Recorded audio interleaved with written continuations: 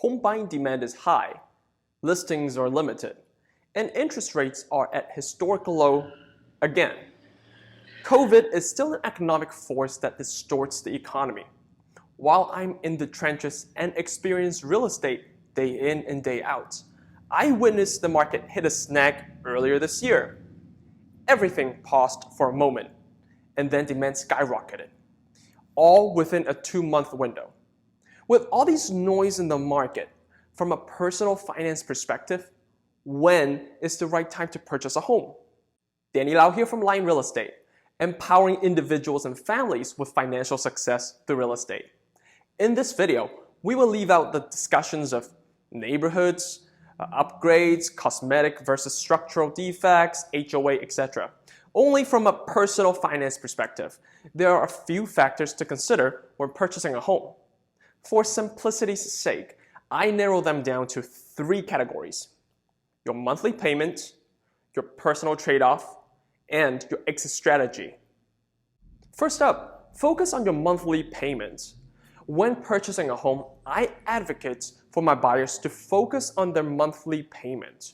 When you talk to a lender, you may qualify for a high price tag, but even though you may be able to afford an expensive home, that does not necessarily mean you will feel comfortable coughing up that monthly payment. Instead, focus on what you're comfortable with in terms of your monthly payments and adjust your home purchase accordingly. Now, of course, the rubber also needs to meet the road. You cannot expect a mansion with a $1,500 monthly payment. So a buyer needs to calibrate in terms of monthly payments versus desired lifestyle. Second up, your personal trade-off.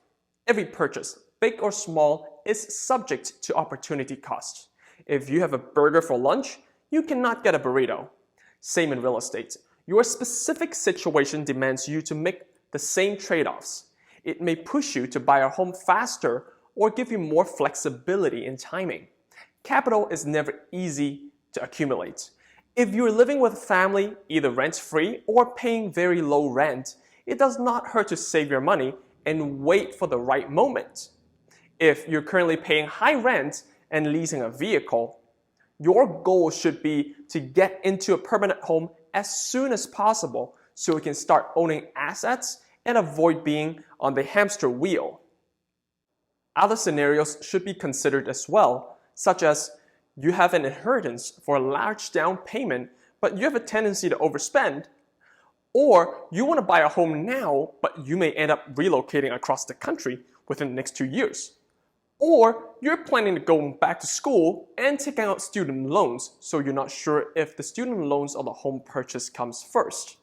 The point is, know yourself and know your situation.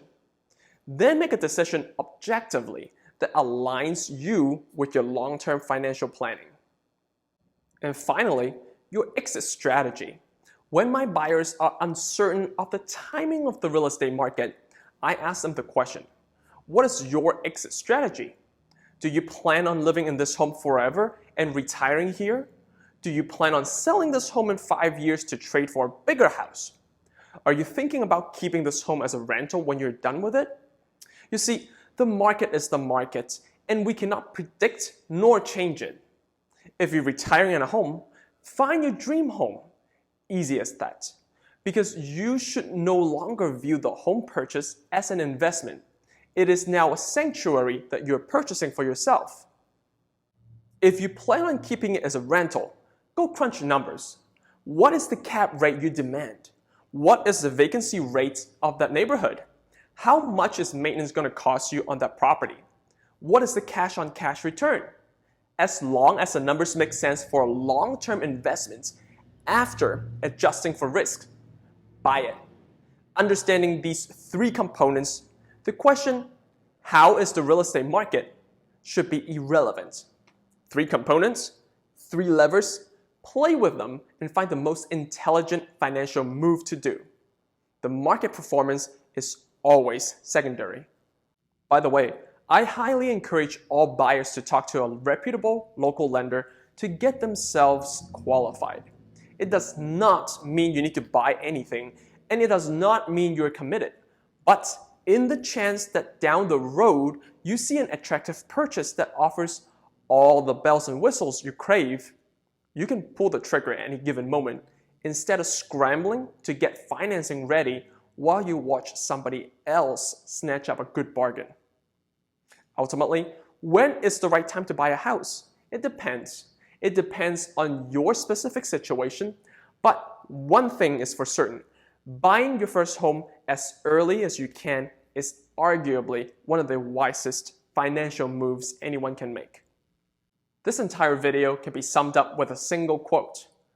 Don't wait to buy real estate and wait. If you haven't done so already, please subscribe to my channel. Normally, I would say you can also set up a time with me to grab a cup of coffee so we can discuss how real estate can fit into your financial picture. Instead, I'm happy to offer a video call to maintain healthy social distancing. Of course, if you enjoy my video, like it, share it, and tell other people about it. This is Danny Lau. See you next time.